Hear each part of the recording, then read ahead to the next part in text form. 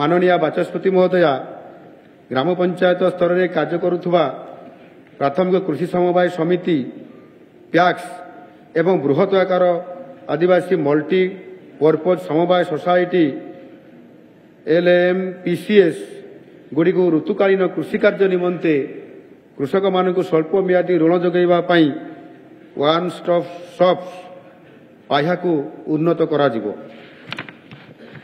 प्रत्येक उपखंड रे समस्त प्रकार सेवा और भित्तिभूमि सुविधा सुजोग थाई गोटे मॉडल पैक्स गठन करा जिवो, जहाँकि परवर्ती समय रे अन्यान्य समस्त पैक्स LMPCS गुड़ी को संप्रसारण करा जिवो। पैक्स एवं LMPCS रे महिला भूमिहीन चाषी को सदस्य भाव समानंकर नाम पंजीकरण करने स्वतंत्र पदक्षेप नियाजिबा सह समानकु एही संगठन गुड़िक प्रदान करुवा समस्त सेवा प्रदान निमंते उद्यम करा जिवो। बाचस्पति महोदया पैक्स एवं LMPCS समानंकर सदस्य मानकु प्रदान करुवा बैंकिंग सेवा गुड़िकर उन्नतीकरण करा जिबा सह एही संस्था गुड़िक मिनी बैंक रे परिणत करा जिवो। एक बृहत सदस्यता ड्राइव द्वारा समस्त ग्रामीण परिवार को एही संस्था गुड़िकर अधीन को अणाजिवो, जद्वारा सेमानकु एही सेवा जोगाई दिया जाई परिवो। एही पैक्स एवं LMPCS द्वारा मंडी धान क्रय को त्वरान्वित करा जाई श्रृंखलित करा जिवो, जहा द्वारा धानर वजन प्रक्रिया रे संपूर्ण स्वच्छता रहिबो।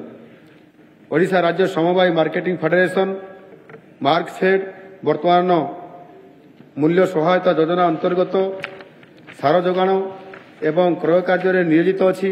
समस्त प्रकार कृषिजात द्रव्यर मार्केटिंग एवं संभाव्य रप्तानी सुजोग अन्वेषण पर यह आहुरी विकसित करा जिवो।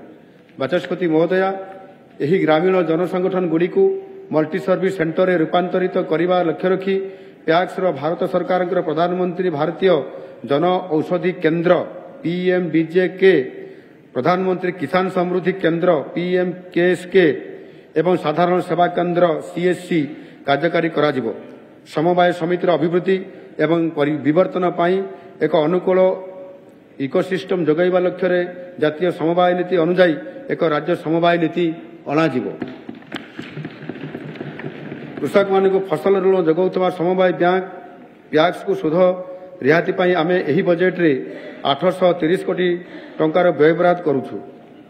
एहा व्यतीत समवाय बैंक गुडी को अंशधन इक्विटी सहायता पाई बजेट रे 165 कोटी टंकार प्रस्ताव दिया जायछि। एहा सहित भित्तिभूमि विकास पैनागार गोदाम निर्माण कृषि सेवा केन्द्र इत्यादि पाई समवाय बैंक गुडी को आर्थिक सहायता जोगाइबा लक्ष्य रे बजेट रे 240 कोटी टंकार प्रस्ताव दउछि।